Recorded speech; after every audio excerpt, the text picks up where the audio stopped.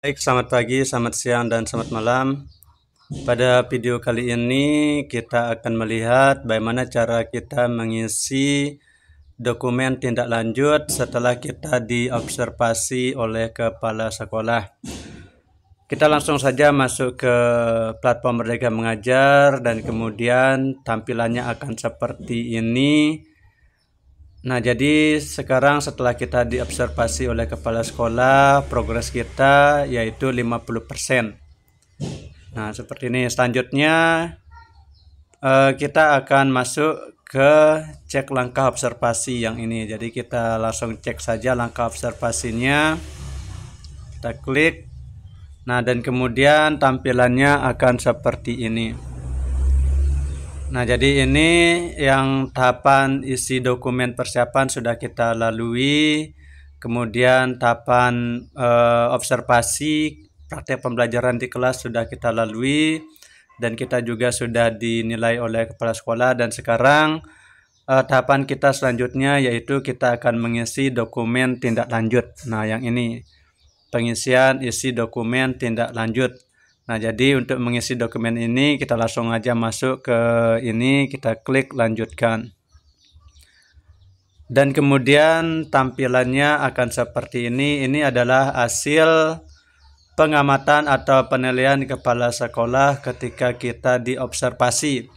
Nah, jadi ketika kepala sekolah melakukan observasi kepada kita, inilah hasilnya.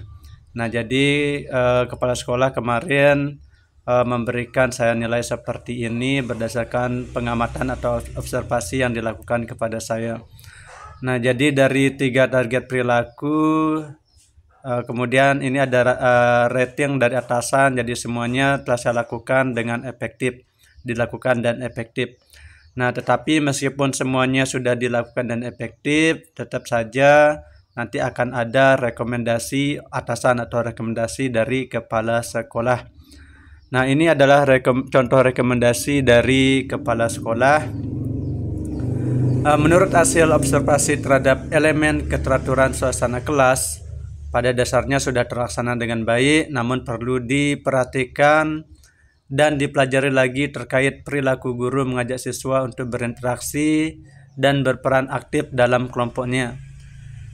Terlihat ada satu anak yang kurang begitu aktif. Maka rekomendasi bagi guru tingkatkan lagi pengetahuan dengan mempelajari strategi pengelompokan apakah kelompok homogen atau heterogen dengan mempertimbangkan karakteristik siswa diantaranya gaya belajarnya, kemampuan kepribadian, dan bakat minatnya. Dan yang kedua, konsistensi apabila ada pelanggaran atau dengan memberikan konsekuensinya dengan kesepakatan antar guru dengan siswa. Kemudian kita klik lanjut. Nah, selanjutnya tampilannya akan seperti ini. Apa tantangan yang Anda hadapi untuk melakukan praktik kinerja yang direncanakan selama observasi kelas? Nah, jadi ini kita isi berdasarkan tantangan apa atau kesulitan apa yang kita temukan ketika kita melakukan pembelajaran di kelas ketika diobservasi oleh kepala sekolah. Nah, saya sudah mengisinya seperti ini. Saya kesulitan mengontrol semua peserta didik satu persatu di dalam kelompoknya masing-masing sehingga ada beberapa peserta didik yang tidak aktif ketika diskusi kelompok. Nah, selanjutnya ini adalah panduan dari pengisian refleksinya. Kita baca. Kemudian kalau sudah selesai kita langsung masuk ke bagian pilihan belajar.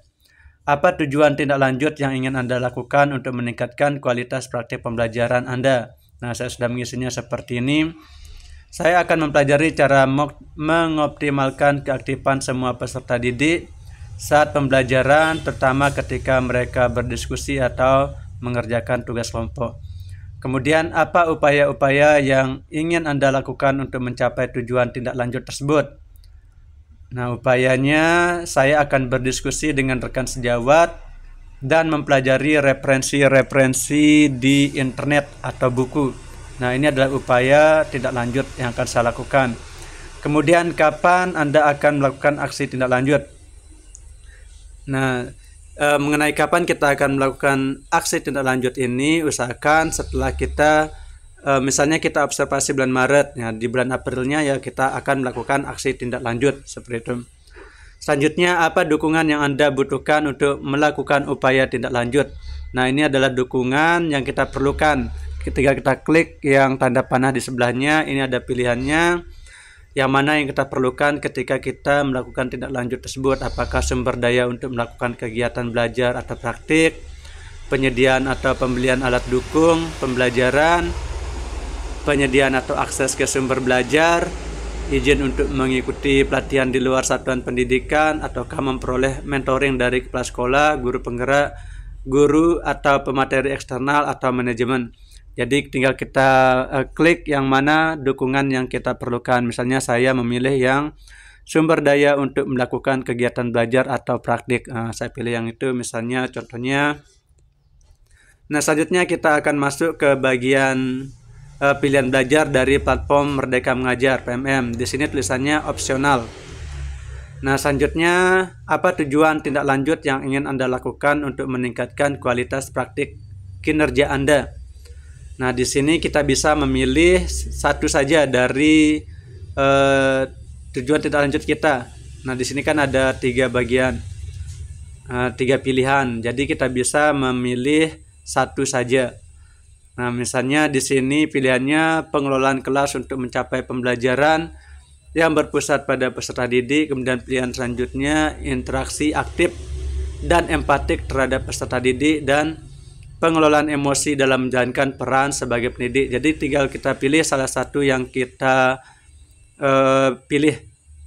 Jadi tujuan kita yang mana? Misalnya saya memilihnya pengelolaan kelas untuk mencapai pembelajaran yang berpusat pada peserta didik. Kemudian kita akan memilih modul pelatihannya. Kita klik yang tanda panah di sebelahnya dan akan muncul beberapa topik pelatihannya. Yang pertama, persiapan pembelajaran berdiferensi PAUD, persiapan pembelajaran berdiferensiasi, hukuman versus konsekuensi versus restitusi. Jadi tinggal kita pilih salah satunya yang mana yang akan kita pelajari. Misalnya saya memilih persiapan pembelajaran berdiferensiasi yang ini. Selanjutnya, kita akan masuk ke pertanyaan berikutnya. Kapan Anda akan mempelajari pilihan belajar dari PMM?